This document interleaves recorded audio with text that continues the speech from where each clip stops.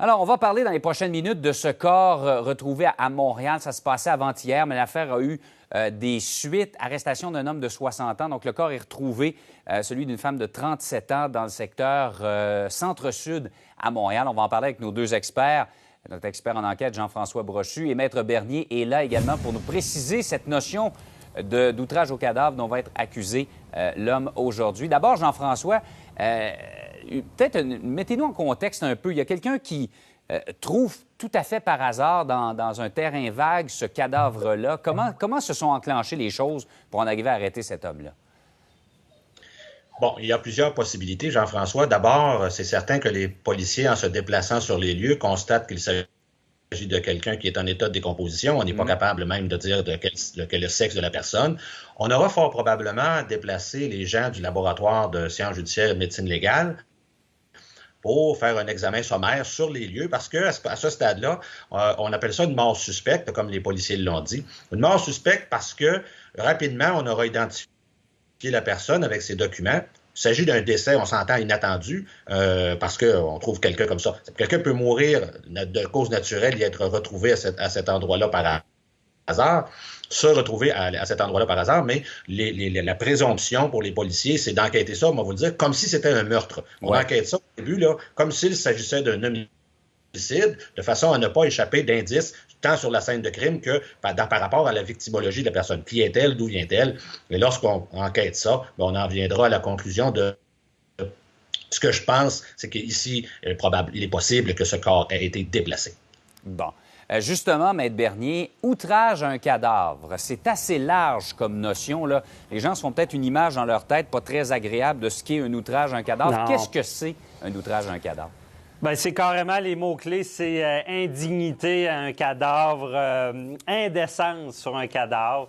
Mais on sait là, que c'est quand même plus subtil. Là, ce qu'on sait, c'est qu'il ne semble pas y avoir de preuves qu'il y a eu un meurtre. Et donc, il y a une cause du décès qui est externe.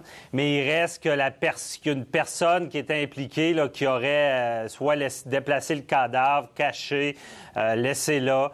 Donc, c'est cette indécence. Puis la jurisprudence vient dire qu'on n'est pas nécessairement obligé de toucher au cadavre, comme on a vu d'autres genres d'indécence qui sont un peu plus drastiques. Et, est-ce qu'on peut dire, Maître Bernier, qu'il ne faut pas toucher à un cadavre? Absolument pas. Déjà là, on tombe dans l'outrage au cadavre. Que ce soit le déplacer, recouvrir ou quoi que ce soit. C'est quand même, encore là, la jurisprudence mitige ça, parce qu'évidemment, si quelqu'un décède, il peut y avoir des touchés, mais qui ne sont pas des actes d'indécence, là. Donc, il y a déjà eu des causes où est-ce qu'on a fait la différence à quelqu'un qui va toucher un mort, mais qui est dans le respect, des choses comme ça, ce n'est pas le cas. Absolument. Là. Et, tu sais, il y a des décisions qui sont célèbres dans ce domaine-là. C'est un mari qui, sa femme décède, il prend panique, on ne sait pas trop pourquoi, et décide de l'enterrer dans la cour arrière de leur résidence. Et là, évidemment, il y a deux volets, comme je disais, à l'infraction, soit de ne pas inhumer quelqu'un qui devrait l'être dans les règles, ou carrément l'indécence. Dans le fond, pour vulgariser ça, c'est aucun respect pour le cadavre. Et ce qu'on voit dans la jurisprudence, c'est qu'on n'est même pas obligé de toucher. Donc, quelqu'un qu'on voit, excusez l'expression, dans le canal, puis qu'on laisse là, puis qu'on fait rien parce qu'elle a eu un accident, bien, ça pourrait devenir ça également. Là. Ouais. Bon, en terminant, Jean-François, l'homme comparé pour outrage à un cadavre, si on détermine que la mort est criminelle, que c'est un meurtre, est-ce qu'on a possiblement le suspect, autrement, quel était son intérêt de cacher ou de dissimuler le cadavre? Bien voilà, souvent en enquête dans ce type d'affaires, il n'est pas impossible, justement pour ne pas perdre le suspect, de l'accuser de l'accusation qui est, je dirais pas facile, mais qui apparaît immédiatement, là, par exemple. Ça peut être volé, ça peut être déplacer le corps d'un appartement. La personne déplace, par exemple, d'une overdose ou il s'agit d'un meurtre et on va déplacer le cadavre pour le cacher.